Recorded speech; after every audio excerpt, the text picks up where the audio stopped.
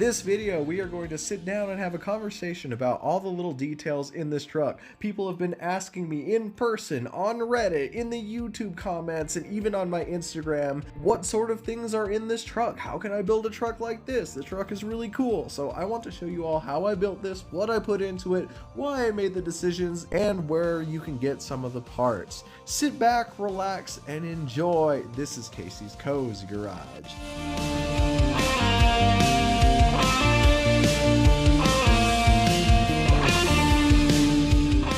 Welcome to Casey's Cozy Garage. This is a video that people have been asking for a long time. It's the end of the summer competition series in Colorado here, and I'm going to go over what made this truck so special. This truck won its Class 1 tournament at the end of the season, so I guess that technically makes it a champion. Yeah, this truck is special. I am going to tell you all of its secrets because I think that everyone should be able to drive a truck that they enjoy. And if you can learn something from that, then, you know, more power to you at this point. I'm going to start off with what we can see on the outside, of course. So I've gotten a lot of questions on Reddit actually of what body this is. This is a Tinker Time RC body. I think it's called the Demo Goblin. I really think it is a great looking body, like a Jeep pickup truck. It's not just a Jeep, but it's a Jeep pickup truck. And the other thing I like about it too is that it actually has a competitive advantage to it. This body, when you roll it over, it doesn't like to stay completely turtled. Like if you roll over sideways, it wants to push itself back over to the wheels. If you roll it sideways this way, if you roll it like back here, then you might have momentum to like slide into another rock. That I think part of this truck's success was that it was able to roll at least back onto the wheels enough for you to use the throttle to flip the truck back over and not take the 5-point penalty for rolling your truck over. Next most asked question I got on both YouTube and Reddit is, what wheels are these? And I don't blame you. These wheels are amazing, and I would own a lot of... I would put this wheel on everything, except for at the time I bought them, they're like $50 per set of wheels.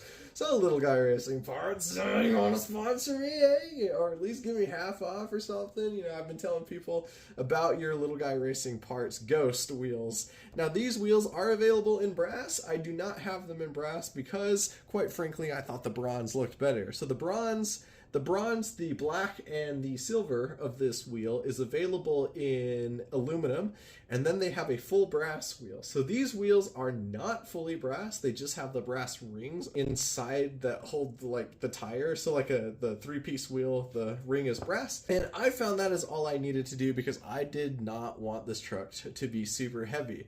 So now that we got the superficial stuff in the way, let's take the body off and start talking about I guess some of the secrets that I had for it. It's not too secret. It's held on with Velcro because that's the easiest way to build these instead of printing my own mounts and stuff, but not the easiest way to get off of it. There we go. This anime character is Asuna Yuki from Sword Art Online. Same as that character right there, if anyone was wondering. So here's what the body looks like underneath. I wanted to talk about the paint because some people asked me about the paint color. This is a 4-color paint job, I think. I did a top coat of Tamiya Pearl. So I did that one first when you're spraying the underside of the body. I did Tamiya Pearl to make the color pop, especially in the sun, since I knew it was going to be outside and on camera a lot. Then I sprayed Tamiya Red. Yes, their can says red. I don't believe it. It's pink. It's pink. It's magenta at best, but it is definitely hot pink. So I did the pearl, then the pink, then I backed it in white to try to get that sun refraction to come out. And then I took my, I made some masks and then painted the fenders black on the inside too. So the fenders aged really well because I painted the inside of them black, whereas on the stock SCX24, these are actually painted outside black, which makes it look good, but you can scratch it up. So yeah, I think this body wore really well as well, and it's a little bit weak kind of right there. So yeah, Good stuff. Oh, and then the tonneau cover is just an Endura ESC box that I cut up because we have to keep our electronics hidden in Class 1. Now, here's the moment all of you have been waiting for. This is my Class 1 monster right here. And there are some things that I think are really super unique about it, and a lot of things that are very, very standard about this build. This is a special chassis that my friend designed. It was his prototype chassis to figure out where he wanted the geometry of the shocks to go. My friend Josh on Reddit, he is trying to launch a chassis brand so everyone can have a premium comp style Class 1 chassis at their disposal, and this was the prototype chassis for it. It is extremely thin. It is a 3D printed out of PLA black chassis, and I'm surprised it hasn't broken yet because it's very flexible, it's very 3D printed, and if you get a hold of the final release chassis, which is coming out soon, go follow Josh on Instagram. His link is going to be in the description below. If you are able to get his final release chassis, you will have basically the bones of this, except for much more reliable, much more higher quality, because he will have them in aluminum.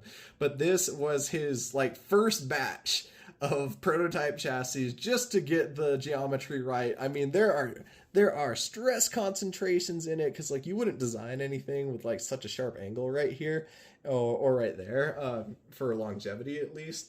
And yeah, what's special about this chassis was it is a deadbolt centric design.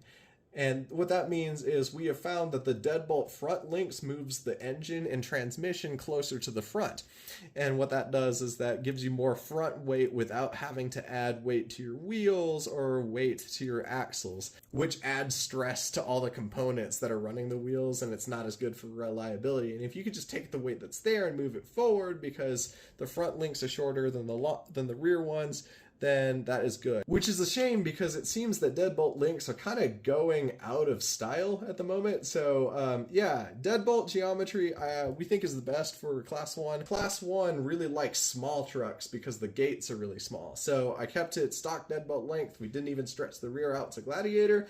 And we also went stock width. There are no wheel spacers in here, and then we're running pretty standard offset wheels, which is cool that Little Guy Racing offers these wheels without a ridiculous amount of offset. That really helps us out here. So it is a stock length and stock width deadbolt, axial SCX24 deadbolt, and it's running my stock ESC from the Gen 1. I really like how this ESC feels. No, it's not the best ESC out there, but it gets the job done. It's small, it's compact, gives power to the truck. What more could you want? If you notice here, we are running Endura's 66-turn motor.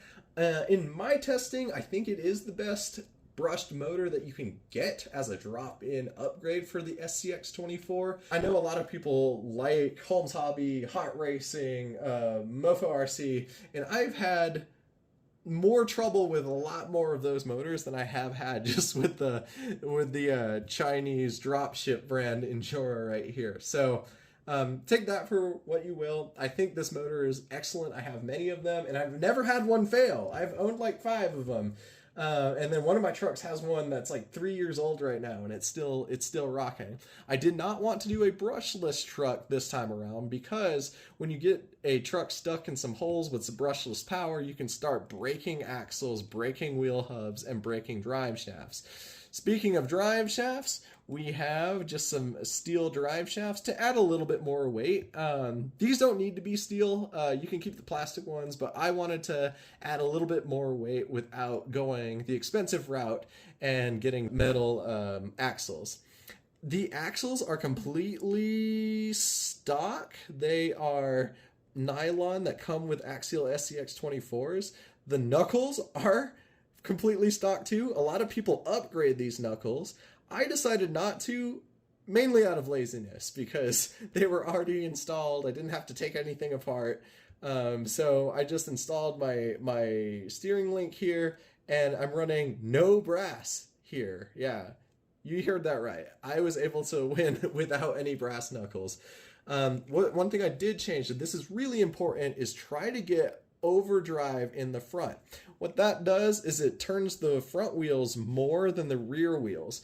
You wouldn't do this on a normal car because of the stress and wear that you put on the axles and tires and stuff, but on an RC car, it makes the crawling performance really good in very rocky situations. So that is actually one of the biggest secrets. You could take a completely stock rig, and if you put the overdrive gear in the front differential, you will like double your performance. It is insane. It also pulls the front of the truck down instead of lifts the truck up when you're like going up a hill or whatnot. Another elephant in the room, and you've probably already noticed this already, but my links are brass in the front and aluminum in the rear. Now that is one of the few things, besides the wheels, I actually splurged on. I had to buy 2 sets of links to achieve this. But I had this idea where, well, yeah, if we just put the heavier links in the front and the aluminum links in the rear, we can add weight on both ends, but we could also add more weight in the front. And especially since the links are shorter on the deadbolt, they tend to not weigh as much. So to get better balance, I put the more dense metal in the front right here, and it happened to work out really well. This truck has a really, really insane forward bias. So here is about the middle point, and it just wants to fall over. If we go to the middle point of the skid, it's pretty balanced right there. As for tires, they are the RC 4-wheel drive Milestar Patagonias. Not only do they look amazing because they're not super huge, but they provided probably the best grip out of all the class 1 size tires that I have tested. I've tested the Proline Hyraxes, and I've tested the Little Guy Racing Parts as Baby Swamps or something like that. And I've tested a few other tires, and they all pale in comparison to this tire. One downside to this tire is it's not very big, so bigger obstacles could be a problem for this tire. But having a smaller tire allows you to have better balance because it keeps the truck low to the ground. If you've never seen this, some of you probably might know what this is, but it is a roller bearing steering link by 3Flow 9 RC. I'm actually friends with this guy, and he basically makes these bearing supported steering links, so when you drive up to a rock, you roll right up it instead of getting stuck on a like square link or something. So these are really good. And then I'm running a front differential cover by 3Flow 9. So I think it's got a Delrin front, which is kind of slippery, like some plastic. And it is bonded to a brass differential cover. So we add a little bit of weight there, and then also like a smooth transition in case you run over any rocks. I am running a standard Emax servo. These are really inexpensive. They're better than the stock servo that comes in an axial SCX24. The problem with them is some people have reliability problems. It doesn't seem that they have a great build quality. I have never had one fail on me. But that being said, these are actually going out of style because there are so many good servo options in the market right now. As for battery, we are running just a simple 2S Amazon whatever brand on this battery, and I'm running it central and up high. And the reason I did this is, one, because I thought it had good enough balance, but I wanted to keep my battery up front and out of the way. I'm not running any side skid plates or rock rails on this truck. And the reason for that is because I personally think it gives me better clearance to drive around rockier terrain this way. So I wanted to put the battery kind of out of the way instead of running a skid plate. And this drives Josh crazy. He designed these nice skid plates for these rigs, and I don't use them. I don't use them. To mount the body, we just have these 3D printed design posts with some Velcro on them. And then I'm running Injora's $18 Metal Gear transmission because I think the stock nylon transmission is too fragile, because if you take it out and put it in too many times, you can crack the holes that the screws go in. And one last thing you may notice is, yes, I won the tournament with stock shocks. These shocks are all you ever need in something like this. Now, I get it. Oil shocks are really nice. This CR18P has oil shocks. It's very smooth. It doesn't bounce. It just takes the rocks, right? But you really don't need to spend money on nice shocks. And I have, and will continue spending money on nice shocks. But for the sake of argument, I decided to use the shocks that come on the deadbolts. I know that Axial is starting to put oil shocks in their rigs. Like that one has oil shocks. They leak a little, but this truck doesn't bounce, right? You don't need the oil shocks. Spend your money on nice tires, spend your money on nice wheels. You can get away with these shock absorbers. You're not racing the trucks. You don't need them, but I buy them anyway. So buy them if you think they look cool and if you think they give you more tuning. That is about it on this truck. No brass in the rear, just didn't need it. All I know is that the balance is pretty good. I learned how to drive it really well, and it can climb up steep things, partly due to the weight distribution, but also partly due because the grip is really good. And I think what you should do, if you copy this build directly, go ahead. If you want to go in different directions for some of the parts, I don't blame you. But what you should do is try to optimize your truck for grip.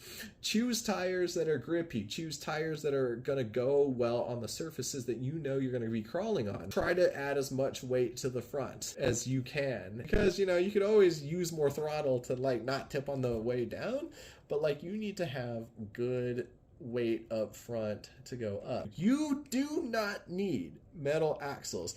Are they nice? Yes. Will they make your truck better? Yes. But if you're looking at the price tag of some good metal axles and being like, wow, that's most of the way there to a new RC car, yeah, I don't blame you. So you don't need metal axles. They help a lot, but you really don't need them. Run whatever battery you want, run whatever ESC you want, and just get out there and have fun. Thanks very much. This has been Casey from Casey's Cozy Garage. Like and subscribe. I'm at 760 something subscribers. I need to hit 1,000 subscribers to finish my YouTube partnership, application. So thank you very much. Have a wonderful day. Stay safe, stay hydrated. I wish everyone well, and I hope that you have a good day.